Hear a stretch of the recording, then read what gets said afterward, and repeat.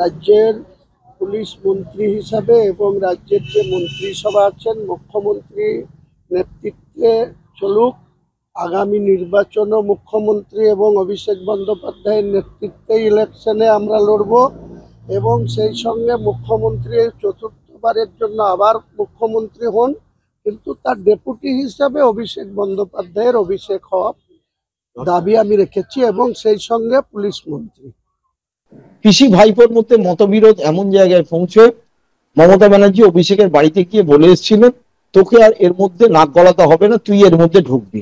এর মধ্যে অভিষেক ব্যানার্জি ফিরে আসে।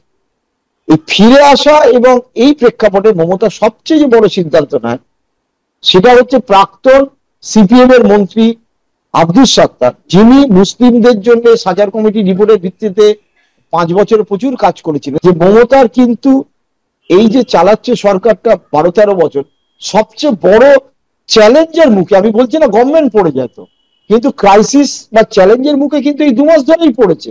রাস্তায় যেভাবে আপামর মানুষ নেমেছে, 5-7% মুসলিম ভোট ভেঙে দিতে পারলেই কিন্তু এই যে 8% গ্যাপ বিজেপি আর তৃণমূলের মধ্যে লোকসভার হিসেবেই যদি ধরা যায়, কারণ বিজেপির ভোট কিন্তু কোনোভাবেই 37-38-এর তলায় গত 3টে ইলেকশনে নামছে না। অভিষেকের হাতে প্রায় 45 জন তৃণমূলের বিধায়কের সমর্থন ছিল। এখন সেই 45 জন কমতে কমতে 18-20 জনই এসে দাঁড়িয়েছে।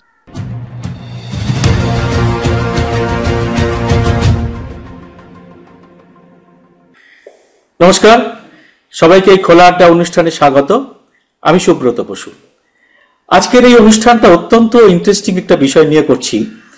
বিষয়টি হলো মমতা এবং অভিষেক বন্দ্যোপাধ্যায়ের মধ্যে যে ফাটল আমরা দেখতে পাচ্ছি, সেই ফাটলটা কতটা গুরুত্বপূর্ণ জায়গায় পৌঁছেছে এবং এর ফলে তৃণমূলের ভবিষ্যৎ কি হতে চলেছে। এই বিষয়টি নিয়ে দর্শকরা অনেকেই আমার কাছে অনুরোধ জানিয়েছিলেন।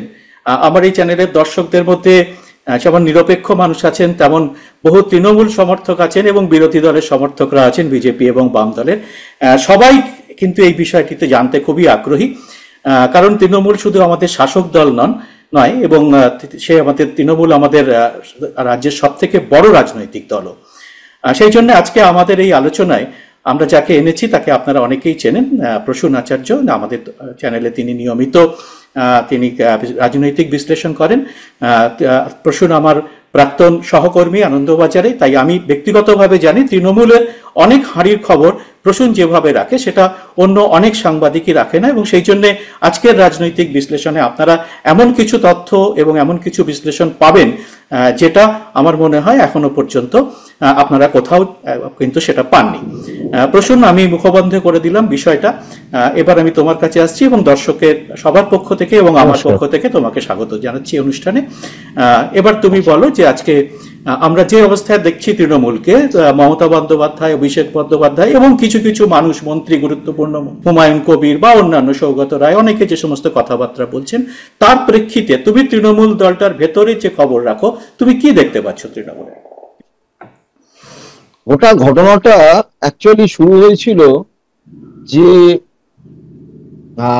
এই আরজিকর ঘটনার পরে সেটা অভিষেক ব্যানার্জি নীরবতা এবং শান্তনু সেন, অভিষেক ঘনিষ্ঠ যারা রাস্তায় নেমেছিলেন এবং শাসক দলের গোষ্ঠীকে দায়ী করছিলেন, তখনও সন্দীপ ঘোষ সেই মুহূর্তে অ্যারেস্ট হয়েছে বা হয়নি, এবং শান্তনু সকলেই যেন অভিষেক ঘনিষ্ঠ, আরো কিছু অভিষেক ঘনিষ্ঠ নেতা আছেন, তারা এই ব্যাপারটাকে যেভাবে দেখছিলেন আর মমতা ব্যানার্জি যেভাবে দেখছিলেন, তাদের দেখার চোখ ছিল আলাদা। এই নয় যে তারা কেউ নির্যাতিতার বিচার চাইছেন না বা দোষীকে ধরবেন বলবেন না, কিন্তু অভিষেক ব্যানার্জি তো সরকারের কেউ নয়।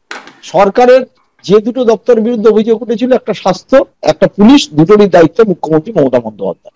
আমার কাছে যতদূর খবর, এবং এইটা নিয়ে পিসি ভাইপোর মধ্যে মতবিরোধ এমন জায়গায় পৌঁছে মমতা ব্যানার্জি অভিষেকের বাড়িতে গিয়ে বলে এসেছিলেন, তোকে আর এর মধ্যে নাক গলাতে হবে না, তুই এর মধ্যে ঢুকবি। এবং এরপরেই সকলেই জানতে পারে যে তৃণমূলের যে টিভি চ্যানেলগুলোতে আমরা দেখি সান্ধ্যকালীন যে আলোচনা হয়, 4-5টা টিভি চ্যানেলে যারা যেত, সেই কারা কারা যাবে সেই প্যানেলিস্টদের ফাইনাল বিকেল 5টার সময় বলে দেওয়া হতো, আজকে আপনি অমুক চ্যানেলে যাবেন, কালকে তমুক চ্যানেল। এই পুরোটাই ক্যামাক স্ট্রিট থেকে নিয়ন্ত্রিত হতো। অর্থাৎ ক্যামাক স্ট্রিটের কাছে একটা তালিকা ছিল, সেই তালিকায় ক্যামাক স্ট্রিট মনে করলে এক্স যাবে, ক্যামাক স্ট্রিট মনে করলে ওয়াই যাবে, এটা চলছিল গত 1.5-2 বছর ধরেই, বিশেষ করে 2021-এর পরে এবং 24-এর আগে থেকে তো চলছিলই, তার কিছুটা পর পর্যন্ত। হঠাৎ করেই সেইটা সম্পূর্ণ বন্ধ করে দেওয়া, ক্যামাক স্ট্রিটকে বলে দেওয়া হয় তোমরা আর এই ব্যাপারে নাক গলাবে না। এরপরে তৃণমূলের যে প্যানেল ঘোষিত হয়, সেই প্যানেলে মমতার যারা বিশ্বাসভাজন, যেরকম অরূপ বিশ্বাস, অরূপ চক্রবর্তী, শশী পাজা, ডেরেক ওব্রায়ান, তার মধ্যে আমার বন্ধু মানে কি বলবো, ডাক্তার কৌশিক বিশ্বাস ও আছে, ডাক্তার মেডিকেল কাউন্সিলের সদস্য। কৌশিক যদিও ক্যামাক স্ট্রিটের ডাকে রীতিমতো রেগুলার যেত, মানে ক্যামাক স্ট্রিট থেকে ফোন আসতো। পরবর্তীকালে কৌশিক কে বলে দেওয়া হয় যে যদি এই 8 জনের মূল তালিকা, এই 8 জন ছাড়া কেউ টিভি চ্যানেলে যেতে পারবে না, এবং তারপরে আবার 3টে টিভি চ্যানেল বয়কট করা হয়। এইটা পরিষ্কার করে দেওয়া, এবং কুণাল ঘোষ যিনি অভিষেক ঘনিষ্ঠ, তাকে কিন্তু এই 8 জনের তালিকা থেকে বাদ দিয়ে দেওয়া। এরপরে আমরা দেখলাম অভিষেক ব্যানার্জি গোটাই প্রক্রিয়া, ডাক্তারদের সাথে আলোচনা, মমতা দৌড়ে যাওয়া, বারবার মিটিং ভেস্তে যাওয়া, মমতার বাড়িতে আলোচনা, তারপর ধর মমতার স্বাস্থ্য ভবনে ছুটে যাওয়া, এবং পরিশেষে স্বাস্থ্য ভবনের মিটিং। এই গোটা প্রক্রিয়া যখন চলছে, রাজ্যের রাজনীতি উত্তাল, তখন গোটা ব্যাপারে আমরা কিন্তু অভিষেক ব্যানার্জিকে দেখতে পাই। দেখতে না পাওয়ার যে এই 2 মাস সময়কালীন, অর্থাৎ আমি যদি ঘটনার প্রেক্ষাপট ধরি, 9ই আগস্টে আরজি করের তিলোত্তমার ধর্ষণ খুন হয়েছে, 14ই আগস্ট রাত জাগরণ রিক্লেম নাইট অথবা রিক্লেম দা পাথে ডাক দেওয়া হয়েছে। হাজার হাজার নয়, কয়েক লাখ মানুষ কলকাতা এবং শহরতলি পথে নেমেছেন। তার পরবর্তীতে মমতা বন্দ্যোপাধ্যায়ের মিছিল, তারপর অভিষেক ব্যানার্জির বক্তব্য ইত্যাদি দেখার পরে, তখন তুমি একটা অনুষ্ঠানে বলেছিলে তৃণমূলের অনেক সমর্থকের বাড়ির লোকরাও নেমেছিলেন ওই সময় রাত নেমেছিল। অভিষেক ব্যানার্জি হঠাৎ ভ্যানিশ হয়ে যায়। জানা যায় যে অভিষেক প্রথমের দিকে কলকাতা শহরেই ছিলেন, বাড়িতেই ছিলেন, কিন্তু তিনি কারোর সাথে দেখাও করছিলেন না, কিছু বলছিলেন না। এমনকি তার ঘনিষ্ঠ দক্ষিণ 24 পরগনার যে নেতা, যার হাত দিয়ে অভিষেক ব্যানার্জি মুসলিমটা দেখেন, এটা মাথায় রাখতে হবে পশ্চিমবঙ্গের, আমি আসবো সেই ব্যাপারে, শওকত মোল্লার সাথে অভিষেকের দেখা হচ্ছিল। এরপর অভিষেক ব্যানার্জি চিকিৎসার জন্য চলে যায় বিদেশে, প্রথমে কিছুদিন দুবাইতে ছিল, তারপর আমেরিকা। অর্থাৎ এই গোটা প্রেক্ষাপটে অভিষেক ভ্যানিশ যাকে বলা চলে, ব্যাপারটা এমন জায়গায় দাঁড়িয়েছিল। অথচ তাকে সেনাপতি বলে কিন্তু তৃণমূলের লোকেরা, এবং গভর্নমেন্টের লোকেরাও মানে, পুলিশও মানে। অভিষেক ব্যানার্জি কোথাও যাওয়ার আগে 2 ঘন্টা আগে রাস্তা খালি করে দেওয়া হয়, একদম পুলিশ গার্ড দিয়ে। যেভাবে প্রশাসনিক প্রধানরা, মুখ্যমন্ত্রী, রাজ্যপাল, সিএম বা ডেপুটি সিএমরা যাওয়ার আগে যা করা হয়, অভিষেক ব্যানার্জি একইভাবে সিকিউরিটি পায়, একইভাবে প্রশাসনিক ক্ষমতা ব্যবহার করে, এবং সে যদি কাউকে ফোন করে কিছু বলে, জেনে রাখতে হবে যে সেটা সরকারি ব্যাপার। অভিষেক ভ্যানিশ হয়ে, মমতা ব্যানার্জি গোটা প্রেক্ষাপট সামলে নেন, অনেকটাই সামলান, এবং তার মধ্যে যে বড় পরিবর্তনটা উনি করেন সেটা আকস্মিকভাবেই হয়। মমতা ব্যানার্জি 30% মুসলিমদের মধ্যে ধরে যাক 80-85% ভোট তো এনজয় করেন, তার জন্য উনি সিট যেতেন, সেটা আজকে সবাই জেনে গেছে। এবং বিজেপি 38% ভোট, আমি যদি 70% হিন্দুদের প্রেক্ষাপটে হিসেব করি, তাহলে 56-57% হিন্দু, বাদ বাকি সিপিএম কিছু, মানে 60 ভাগ হিন্দু মমতার বিরুদ্ধে চলে গেছে রাজ্যে, 40 ভাগ পড়ে আছে। আর মুসলিমদের মধ্যে 80-85 ভাগ কিন্তু মমতার পক্ষে পড়ে আছে। এইবার মমতা এই মুসলিম ভোটটাকে দেখতো, বা মুসলিমদের দেখতো ববি হাকিমের চোখ দিয়ে। ববি হাকিম কিন্তু মনে রাখতে হবে কোনো মাইনরিটি ডিপার্টমেন্টের চিফও ছিল না, মাইনরিটি মিনিস্টারও ছিল না, তো নগর উন্নয়ন দপ্তরের মন্ত্রী আর কলকাতা কর্পোরেশনের চেয়ারম্যান। এবং কলকাতা কর্পোরেশনের মেয়র পদ থেকে ববি হাকিমকে হাঁটানোর জন্য অভিষেক একাধিকবার চেষ্টা করেছে। অভিষেকের নীতি হচ্ছে এক ব্যক্তি এক পদ, তাতে মমতা ব্যানার্জি ভেটো প্রয়োগ করে ববি হাকিমকে ওখানে বসিয়ে রেখেছে, এক ব্যক্তি 2 পদ। যেমন সৌগত রায়কে টিকিট না দেওয়ার ব্যাপারে অভিষেক ব্যানার্জি হাত ছিল, মমতা টিকিট দিয়েছে। কল্যাণ ব্যানার্জিকে যাতে না টিকিট দেয়, অভিষেক ব্যানার্জি রেকমেন্ডেশন ছিল, মমতা টিকিট দিয়েছে। আবার অভিষেকের কথায় সায়নীকে টিকিট দেওয়া হয়েছিল, দেবাংশুকে টিকিট দেওয়া হয়েছিল, একটা মিলিজুলি ব্যাপার ছিল।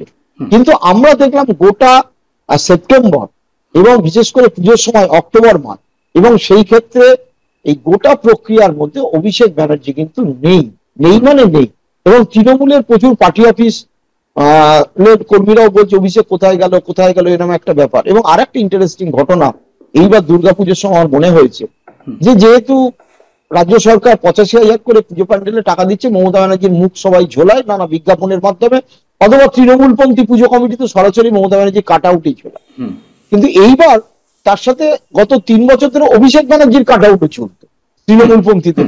এইবার কিন্তু তৃণমূলপন্থীদের পুজোতে যারা দেখেছে, আমাদের দর্শকদের এবং তুইও নিশ্চয়ই খেয়াল করিস যে অভিষেক ব্যানার্জি কিন্তু অত কাট আউট কোথাও ছিল ঠিক, একদমই ঠিক কারণ লোকে বুঝে যায় যে মমতা ব্যানার্জি টোটালটা হাল ধরেছে।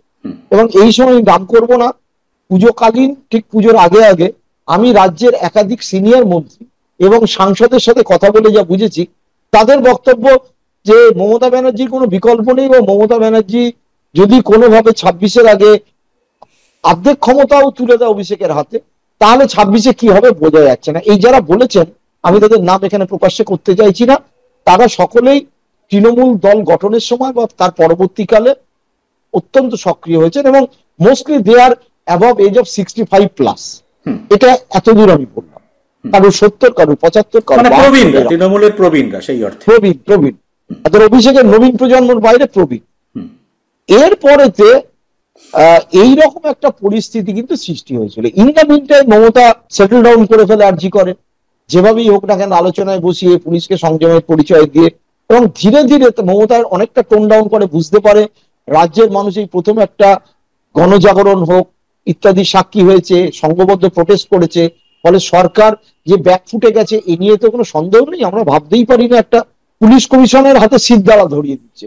পুলিশ কমিশনার চেঞ্জ থেকে শুরু করে স্বাস্থ্য দপ্তরের একাধিক officer change, DC not change, এইটা মমতা ব্যানার্জি করার এত সহজে পাত্রী নন। তিনি করেছেন এবং নিজের মতো করেই ব্যাপারটা করছিলেন। এর মধ্যে অভিষেক ব্যানার্জি ফিরে আসে। এই ফিরে আসা এবং এই প্রেক্ষাপটে মমতা সবচেয়ে যে বড় সিদ্ধান্ত নেয় সেটা হচ্ছে প্রাক্তন সিপিএম এর মন্ত্রী আব্দুস সাত্তার, যিনি মুসলিমদের জন্য সাজার কমিটি রিপোর্টের ভিত্তিতে 5 বছর প্রচুর কাজ করেছিলেন। সিপিএমও স্বীকার করে, তৃণমূলও স্বীকার করে, রাজ্যের মানুষও স্বীকার করে, বাঙালি মুসলিম। তিনি ইন্ডিয়া জোটে যে একমাত্র সিট কংগ্রেস জিতেছে ঈশা খান, সাত্তার এই লোকসভা নির্বাচনের মালদার দায়িত্বে ছিল। মালদার দায়িত্ব থেকে ঈশাকে জিতিয়েছে। মোস্তাক 4 লাখের কাছে ভোট পেয়েছে, মানে হাইয়েস্ট মোস্তাকও ভাবতে পারেনি। অর্থাৎ কিন্তু দেখা গেল কংগ্রেসের প্রেসিডেন্ট পদে শুভঙ্কর চলে এলো, সাত্তার সেখানে একটা ধাক্কা খায়।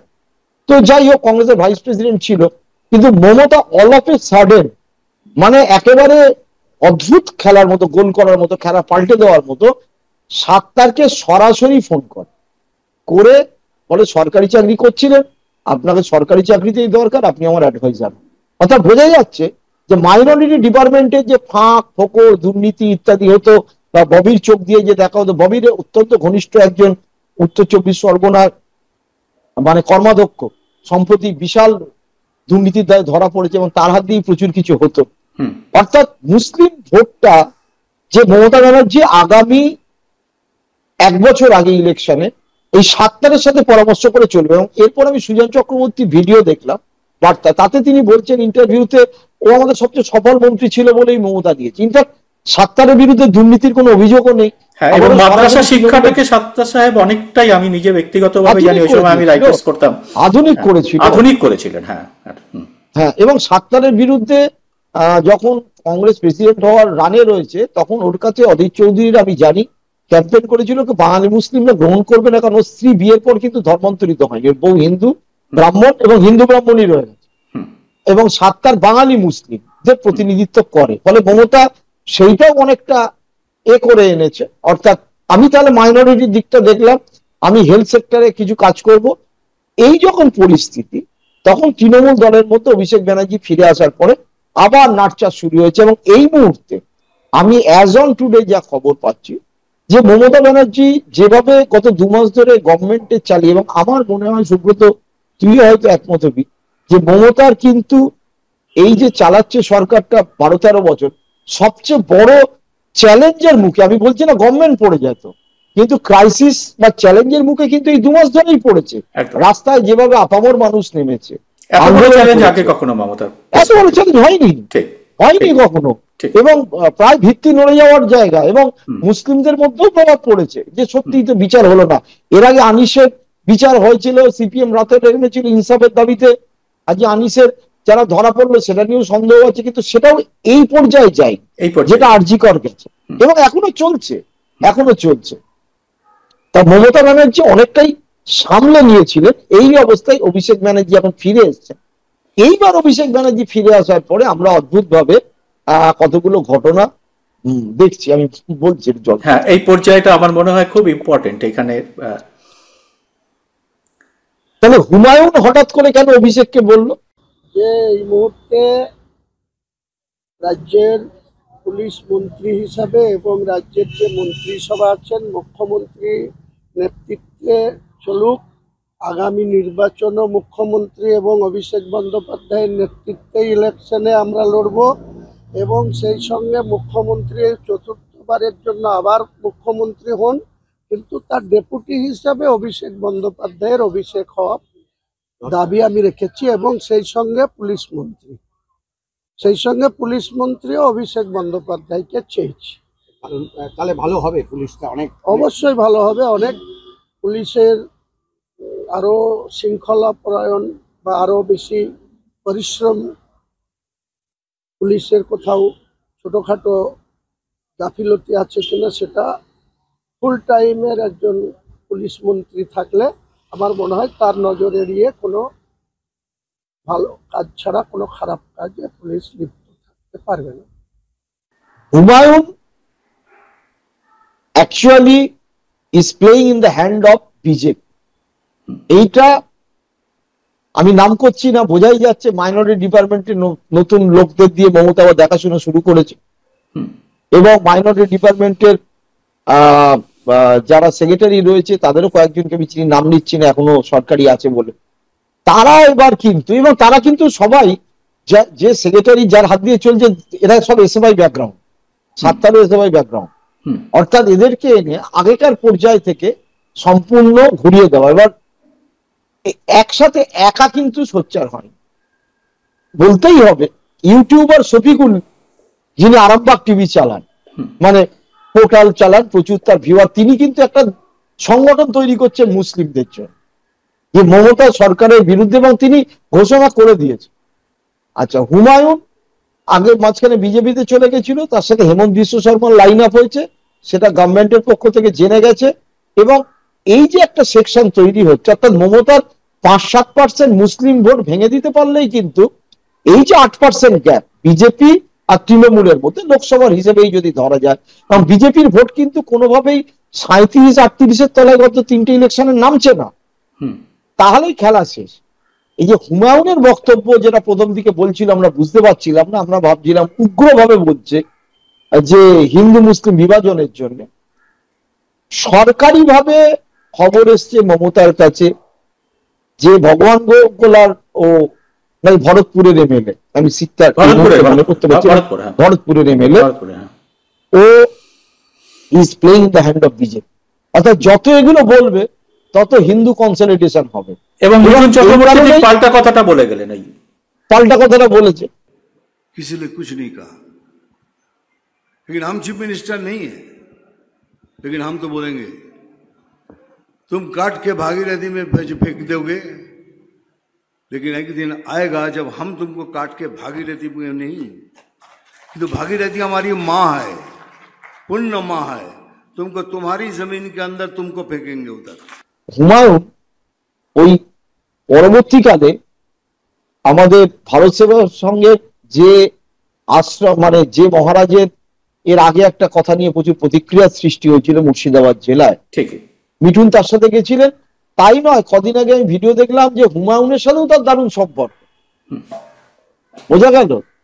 অর্থাৎ হুমায়ুনও এই বিভাজনের রাজনীতিটা, যে বিভাজনের রাজনীতি মমতা ভার্সেস অভিষেক করলে বিরোধীদের সুবিধা হয়, সেই বিভাজনের রাজনীতিতে কিন্তু হুমায়ুনও নেমে পড়ছে। এই নয় যে হুমায়ুন অভিষেকের পক্ষ নিচ্ছে। এইবারে কিন্তু এই যে 7 তারিখ induction as an adviser, Muslim adviser, শুধু অ্যাডভাইজার না, 30% ভোটের চোখ কিন্তু মমতার হবে এখন 7 তারের মাধ্যমে। ঠিক মহাভারতে র্যাঙ্কও দিয়েছে, তার রাইটার্সে বসার চেম্বার হয়েছে শুনলাম, বিরাট চেম্বার, রাইটার্সে বসবে।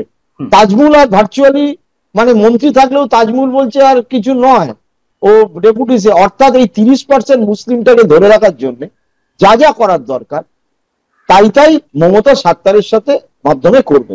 আগামী 1 সপ্তাহের মধ্যে নিশ্চয়ই তারা আলোচনায় বলবে, কি হবে না হবে তো আমি সবকিছু ভেবে জানা সম্ভব না।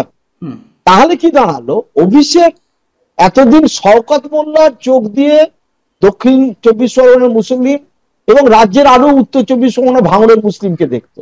শওকত মোল্লা সেও সিপিএম এ ছিল, আর আব্দুল সত্তারও সিপিএম এ ছিল।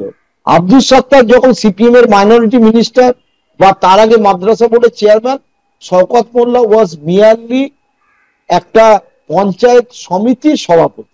দুজনের মধ্যে অনেক তফাৎ, পার্থক্যটা অনেক তফাৎ। অনেক তফাৎ। অর্থাৎ অভিষেকের এই শওকত মোল্লা আর এদিকে কলকাতায় বসে ববির মুখ চোখ দিয়ে মমতার মুসলিম টাকাটা কিন্তু মমতা বদলে দিল।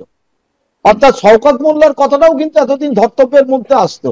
মানে ইনফ্যাক্ট আইএসএফ এর বিরুদ্ধে যে লড়াই, নওশাদ সিদ্দিকের বিরুদ্ধে যে লড়াই, বা আরাবুলকে যে সাইড করে, মোতায় রাখতে হবে এরা কিন্তু তৃণমূলের সবাই মুসলিম লিডার। সেই ক্ষেত্রেও কিন্তু শওকত মোল্লার কথাই কিন্তু প্রাধান্য পেত। আগামী দিন কিন্তু শওকত মোল্লা যদি মনে করতে জেলে ঢুকিয়ে দাও দক্ষিণ 24 পরগনা বা উত্তর 24 পরগনা, বসিরহাট, যেখানে মুসলিম এই দুটো জেলা মালদা মুর্শিদাবাদ দিনাজপুরে পড়ে সবচেয়ে বেশি ভোট, সেইখানে কিন্তু শওকত মোল্লার কথাতেই চলতো। আগামী দিন কিন্তু সেটা চলবে না। অর্থাৎ মমতা ব্যানার্জি সাথে অভিষেক ব্যানার্জির যে গ্যাপটা প্রশাসন এবং পার্টির, সেই গ্যাপটা কিন্তু কোনোভাবেই আলাদা হচ্ছে না, বরঞ্চ একটা গ্যাপ রয়েই যাচ্ছে।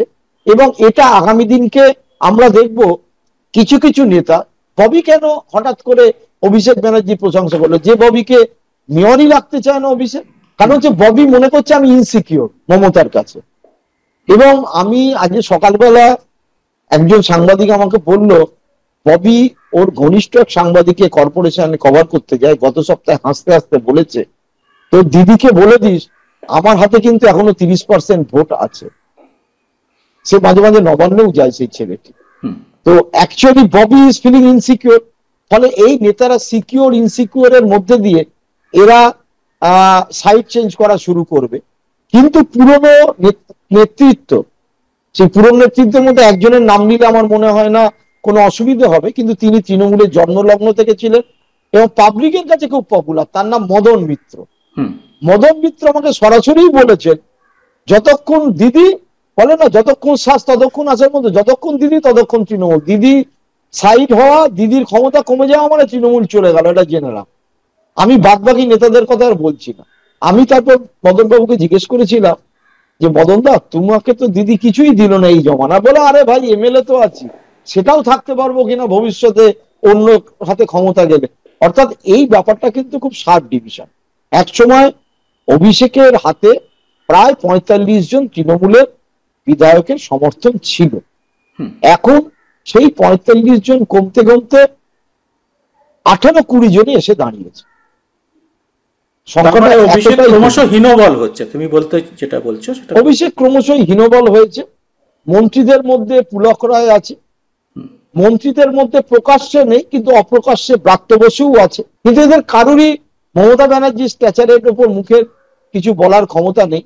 মনে রাখতে হবে ব্রাত্য বোস, পুলক এরা সবাই কিন্তু বিলো 60। এবার বিলো 60 এজের এদের ধারণা ছিল অভিষেক আগামী 26 থেকে চিফ মিনিস্টার পদে বসবে, যেভাবে জ্যোতি বোসকে সরিয়ে দিয়ে বুদ্ধ ভট্টাচার্য বসেছিল। এবং আমরা দেখেছিলাম জ্যোতিবাবুর ঘনিষ্ঠদের বদলে বুদ্ধবাবুর যে লোকেরা এসেছিল তারা একবার new brand of politics, Nirupam Sen inducted হলেন, হ্যাঁ, গৌতম দেবের ক্ষমতা আরো বেড়ে গেল, তারপরে মানবের ক্ষমতা আরো বেড়ে, এরকম আমরা একটা দেখেছি। পাওয়ার ট্রান্সফার আমরা অনেক সময় দেখেছি, তুমিও দেখেছো, লালু প্রসাদ থেকে তেজস্বী যাদব, সে তো তার টিম নিয়ে কাজ করবে, হ্যাঁ সে তো তার টিম নিয়ে কাজ করবে। সুতরাং 26-এ মমতা ব্যানার্জি মুখ, 26-এ মমতা ব্যানার্জিকে সামনে রেখে ইলেকশন।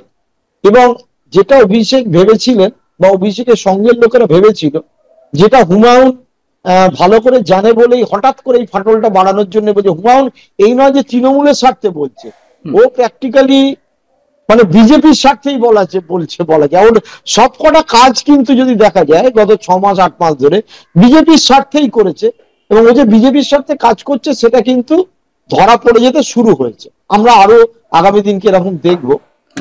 তো দুটো জিনিস আমার দর্শকদের জন্য তোমার কাছে একটু ক্লিয়ার করতে চাইবো, সেটা হচ্ছে যে এর মধ্যে অভিষেকের দুটো মুভ, মানে আগামী দিনের তার দুটো পরিকল্পনার কথা সামনে এসছে। একটা হচ্ছে অভিষেক আবার জেলা সফর শুরু করতে চলেছেন বলে একটা সংবাদ এসছে, আর দ্বিতীয়ত সংবাদটা এসছেন তিনি ডাক্তারদের সঙ্গে তিনি আবার একটা সম্পর্ক, যাতে তৃণমূলের সঙ্গে ডাক্তার গোষ্ঠীর যে ফাটলটা তৈরি হয়েছে, যে গ্যাপটা তৈরি হয়েছে, সেটা যেন আবার, এই দুটো মুভের কথা সামনে এসছে। তো এই দুটো মুভ থেকে তিনি কি বার্তা দিচ্ছেন? না, যেটা হয়েছে প্রথম ডাক্তারটাই বলি, শান্তনু সেন বিজেপিতে চলে যাবে মোটামুটি এদিক ওদিক করছিল, মানে শান্তনু সবই গেছে, আমও গেছে ছালাও গেছে।